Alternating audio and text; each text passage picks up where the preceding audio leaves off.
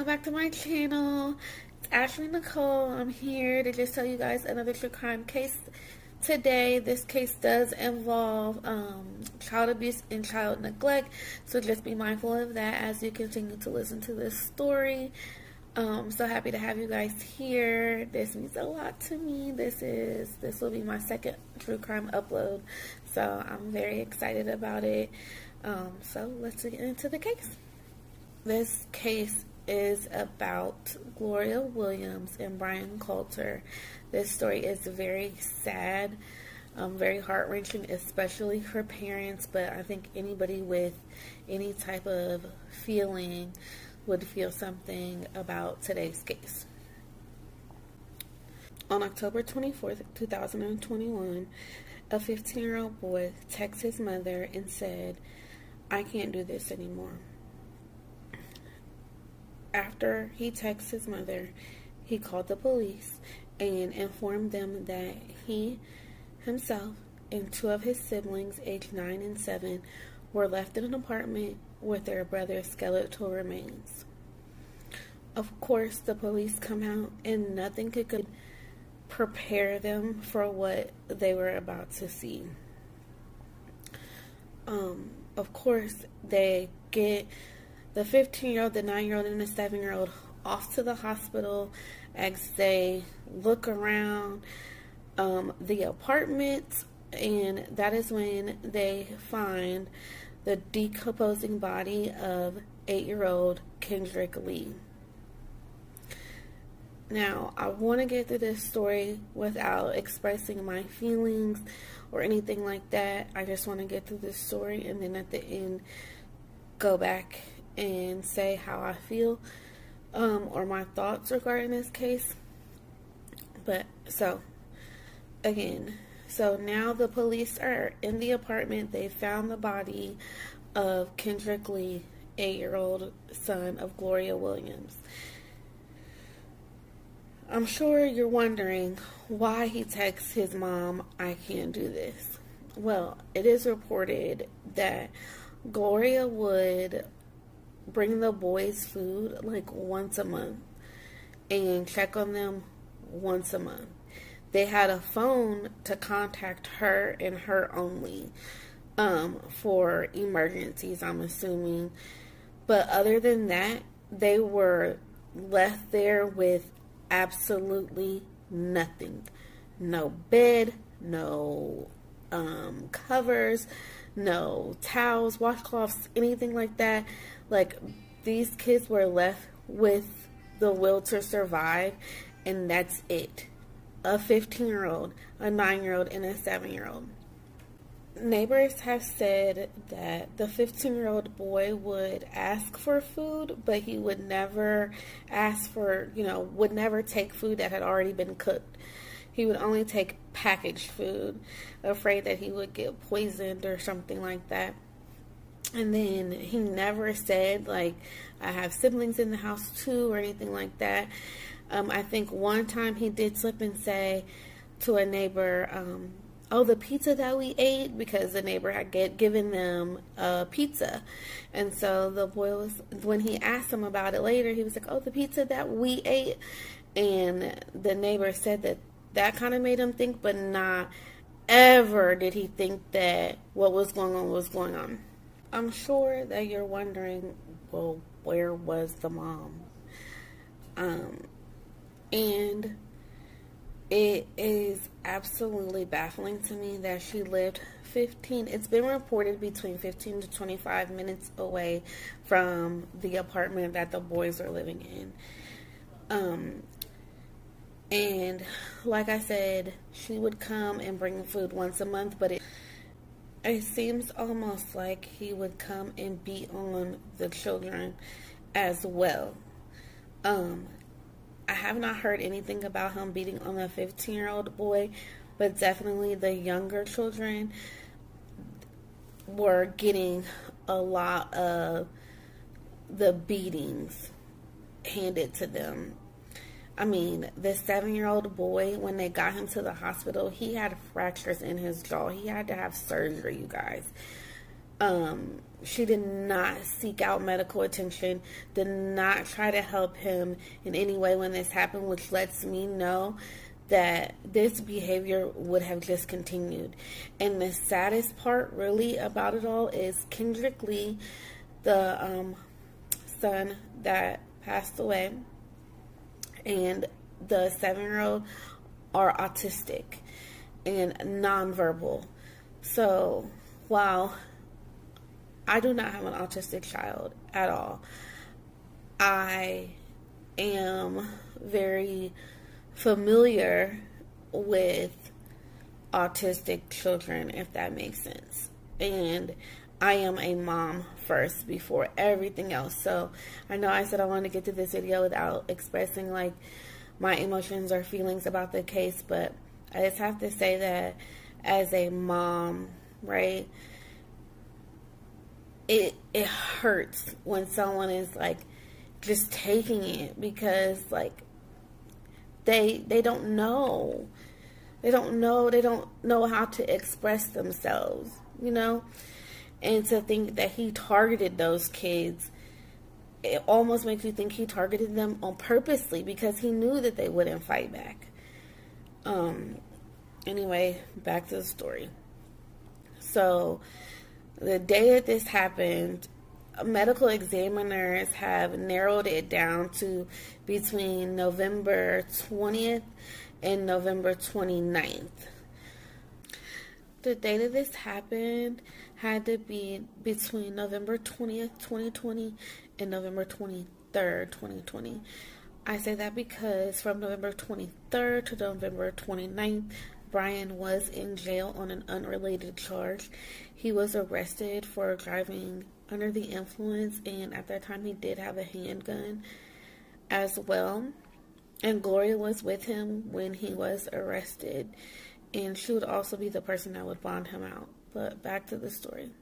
So, the day that this happened, it said that Brian took Kendrick into the room where his other brother was and started to brutally beat him, kick him, punch him with a closed fist, slap him, all of those things until, in the words of one of his brothers, he was not blinking anymore.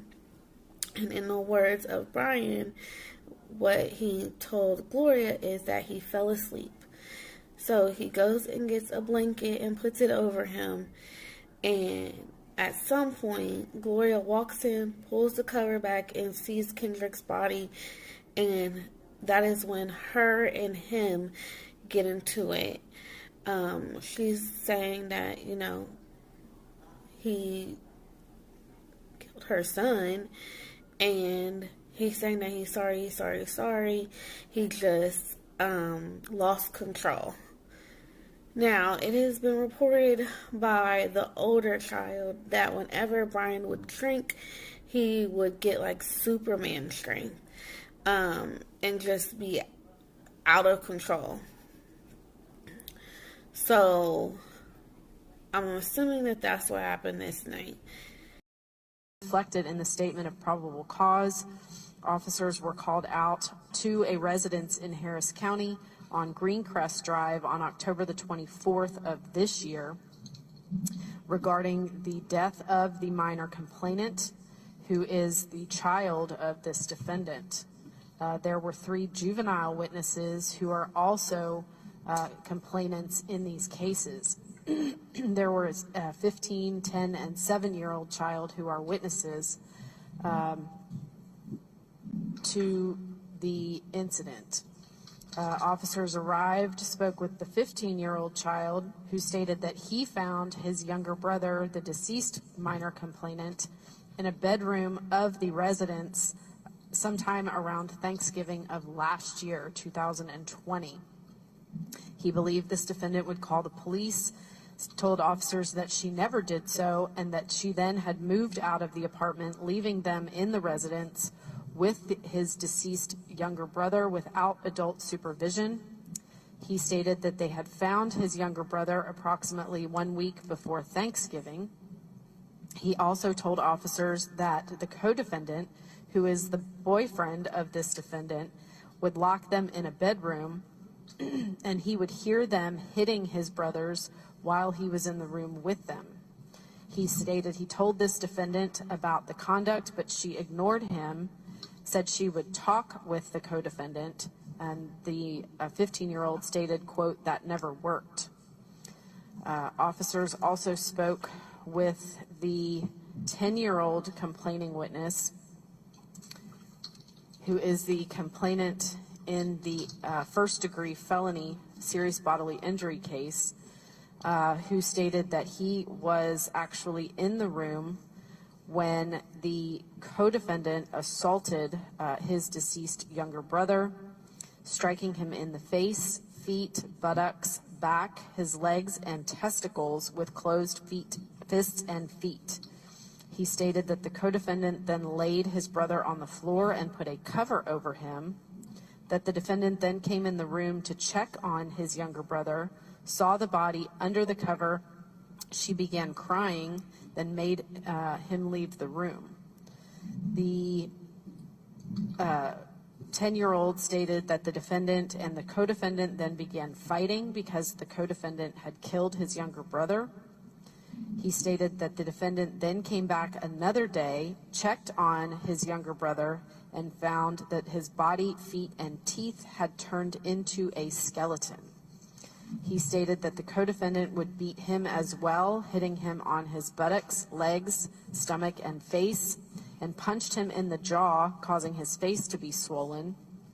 He stated when the co-defendant would drink beer and alcohol, he would get very strong. The 10-year-old also stated that his younger brother was on the floor under the cover, that his body was a skeleton, and that his hair was off. Law enforcement officers on scene observed that 10-year-old child to have extensive swelling to his face and jaw when they made contact with him on October 24th.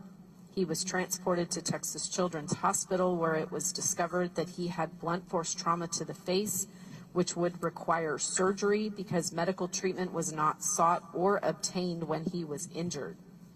During a forensic interview the following day, he disclosed that the injury had occurred when the co-defendant struck him in the face approximately 3 weeks prior, and that this defendant was aware of the injury but did not seek or obtain medical aid for him. The 7-year-old child was also interviewed, who stated that he saw it when his older brother, who is now deceased, was injured.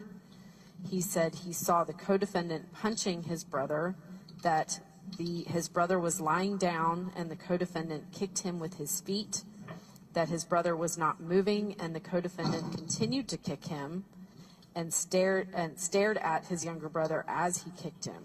He stated his younger brother's eyes were black and that he stopped blinking during the assault, that they pulled back the covers and saw that he was really dead and saw roaches everywhere on him.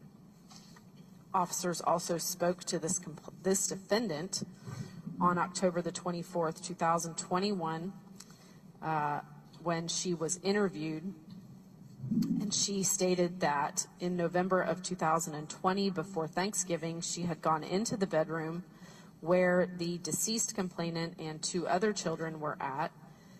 She witnessed the co-defendant punching her now deceased son.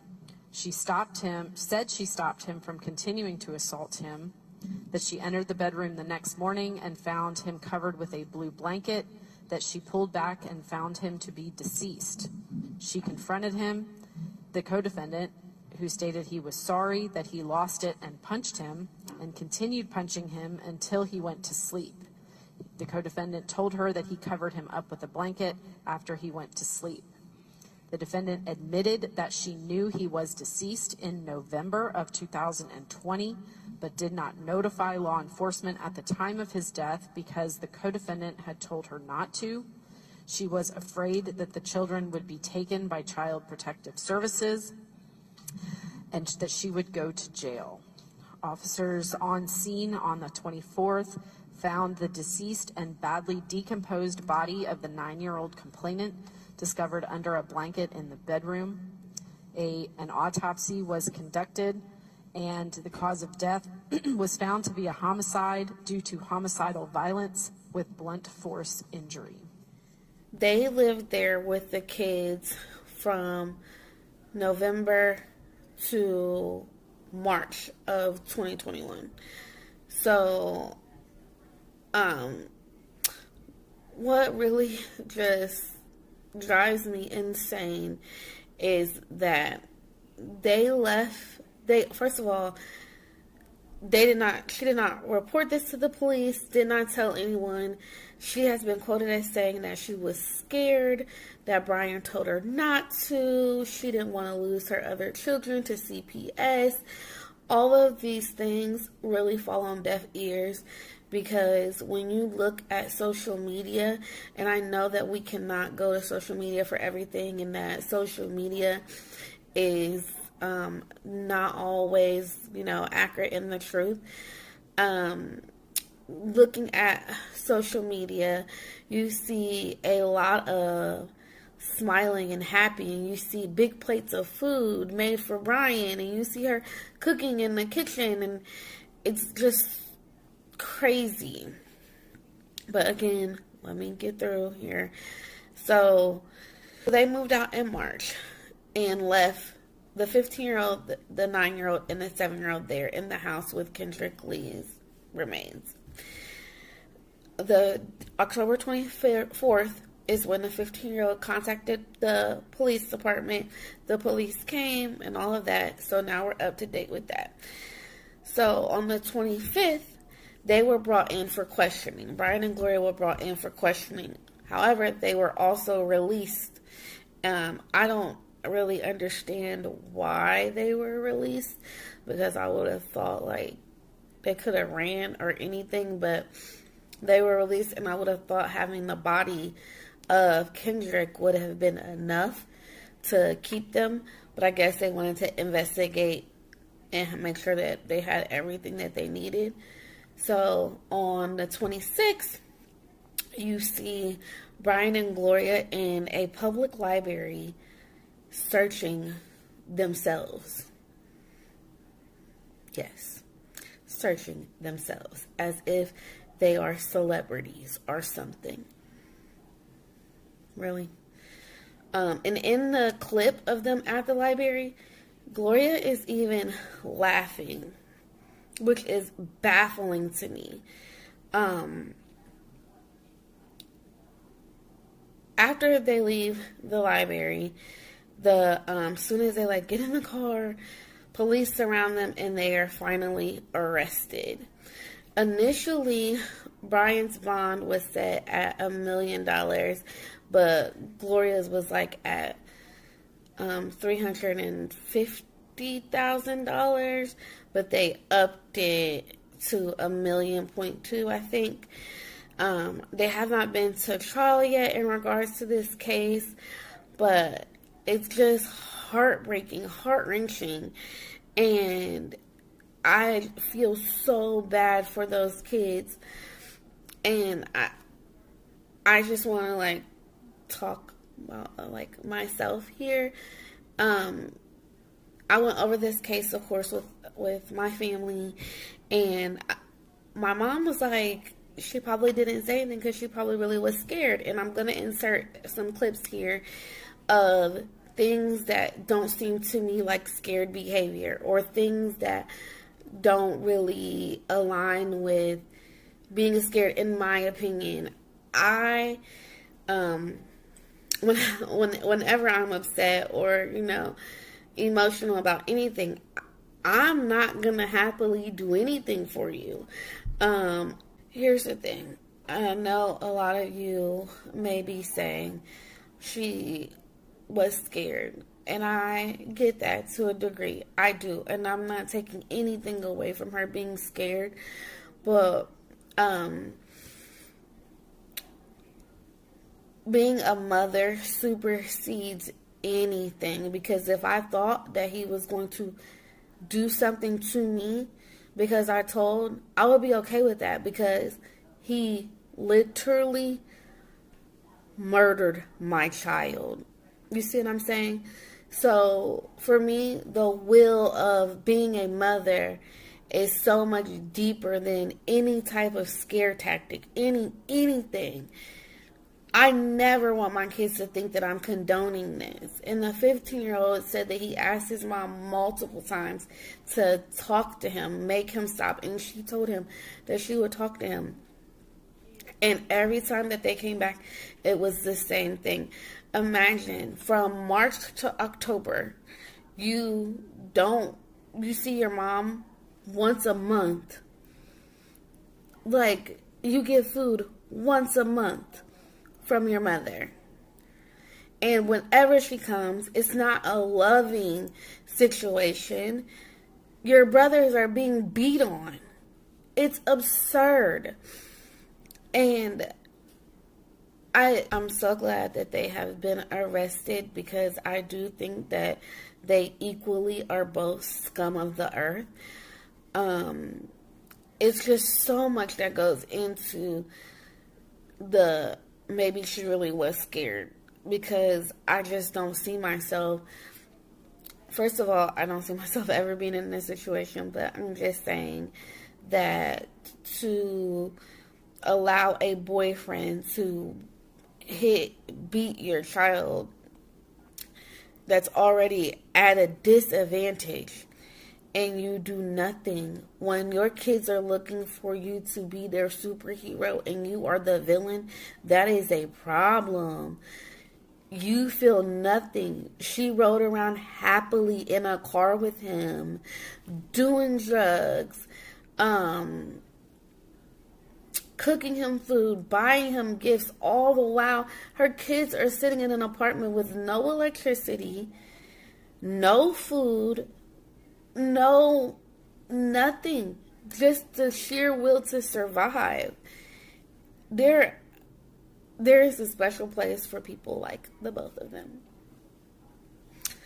I just can't. I can't believe it. And then the government was giving her $2,000 a month for her children, including the child that had been murdered. And so you're living off of that. You're probably buying all of these nice gifts with that money as his body lay there. Awful. The investigators were saying that they blamed COVID because, kids weren't going to school, which I know from my own children, they were doing Zoom online. And there was a time where the school did check in, or they contacted someone and they did go out to the house, but no one answered the door. So they just left and never followed up on it. These are things that need followed up on. And one of the officer that found them said something to the effect of, when kids are not going to school, during the pandemic, a lot of it was Zoom. And that's if schools had the capacity to just do Zoom. But he said that with kids not being in school every day, you don't see that kid with a busted lip. You don't see that kid with a black eye, because you're not seeing them every day. So in that regard, it does, it's just awful. So again, I just really wanted to share this case with you guys. I heard about it and my heart broke, a little kid, an 8-year-old, and I just can't think of one thing that an 8-year-old could do. I mean, you guys, if you don't know, I have 4 kids. I have a 15-year-old, a 10-year-old, she'll be so mad at me if I said that. An 11-year-old, a 7-year-old, and a 6-year-old, and then I have 3 bonus kids. And when they're all, they're all together, they're very rambunctious. They're a rambunctious crew. And then at times they're very quiet. But my point is, there's nothing that any of them could do that would ever warrant their life. Like, ever. And this is something to be cautious of for women with boyfriends. You have to be very cautious of the people that you bring around your children.